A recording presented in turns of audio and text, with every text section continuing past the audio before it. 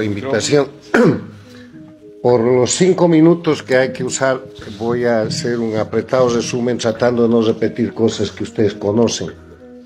Primero, quiero empezar diciendo que el siglo XXI está marcado por el crecimiento del castrismo.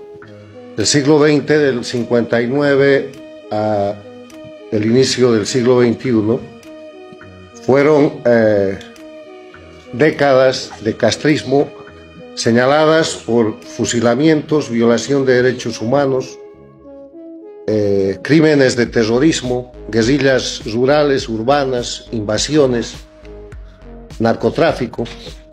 Cesó eso cuando cayó la Unión Soviética y montó el castrismo el Foro de Sao Paulo, que estuvo latente mientras Cuba agonizaba en su periodo especial, pero en el 99 llegó Chávez y le proporcionó dinero y petróleo y recreó el castrismo, que penetró en el siglo XXI con el discurso del movimiento bolivariano, Proyecto Alba, después se llamó socialismo del siglo XXI, y hoy se denomina castrochavismo porque el castrismo del siglo XXI no existiría si no fuera por el aporte del dictador Chávez para recrearlo y para entregarle Venezuela entera. ¿Qué es el castrochavismo? Lo he definido en un libro mío que tiene más de 5 años, que está traducido al inglés y que ahora se presenta el próximo mes en el Brasil, traducido al portugués, que se llama el castrochavismo. El castrochavismo es una organización de delincuencia organizada transnacional que recrea toda la metodología castrista del siglo XX en el siglo XXI y que detenta el poder por medio de terrorismo de Estado bajo el liderazgo de Cuba en Venezuela, Bolivia, Nicaragua, y busca expandirse conspirando contra las democracias de la región. Entonces, ¿cuáles son las notas características del castrochavismo? Primero es castrismo del siglo XXI, nada más. Lo mismo, los mismos crímenes, las mismas prácticas, ejercicio del poder con terrorismo de Estado, crímenes de lesa humanidad, presos políticos, tortura, asesinato, exilio político, agresión a las democracias, guerrillas, narcotráfico, en el siglo XXI. El segundo elemento es que ha logrado una organización de expansión de delincuencia organizada que abarca hoy día dictaduras que están ubicadas en Venezuela, en Bolivia, en Nicaragua, estuvieron en el Ecuador, tienen 2 gobiernos paradictatoriales en países democráticos que son México y Argentina, México con López Obrador y Argentina con Fernández Kirchner, y llamo regímenes o gobiernos paradictatoriales a gobiernos que, siendo países democráticos, han puesto toda su política exterior y gran parte de sus recursos internos para sostener y proteger a la dictadura de Cuba, para rehabilitar a la dictadura de Venezuela, para reponer la dictadura en Bolivia, cosa que han logrado, y para encubrir a la dictadura de Nicaragua.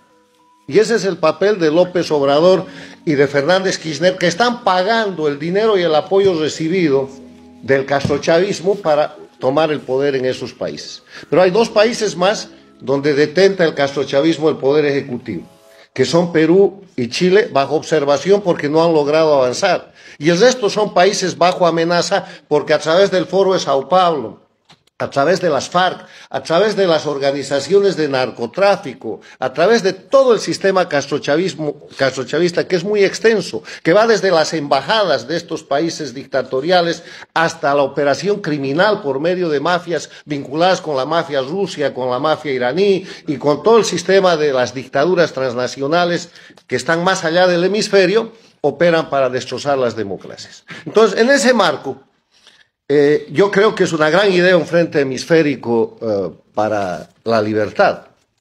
Debería ser más bien un frente hemisférico contra la dictadura, contra el crimen organizado. Porque quiero hacer una precisión, el castrochavismo no es política, es delincuencia.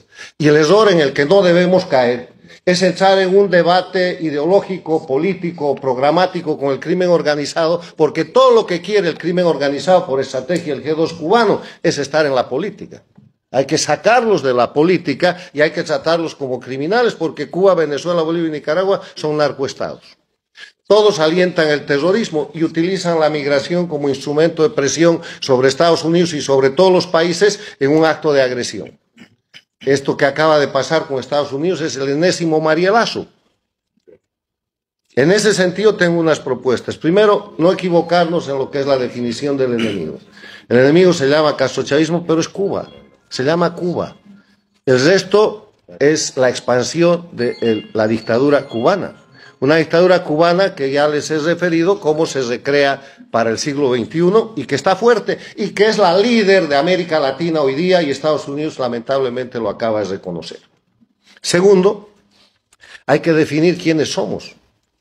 ¿Quiénes somos? Todos, pero hay que empezar a trabajar en conjunto, porque los colombianos creen que pueden solos, los venezolanos creyeron lo mismo, los peruanos están pensando lo mismo, y no es creando un anteforo de Sao Paulo que esto se va a salvar, es identificando al enemigo y es señalando la condición del enemigo. Y finalmente, yo termino diciendo que esta es una tarea difícil porque he descubierto, después de casi 20 años de exilio, que la lucha por la libertad y la lucha contra las dictaduras es una tarea difícil, porque tenemos amigos de mentira y enemigos de verdad.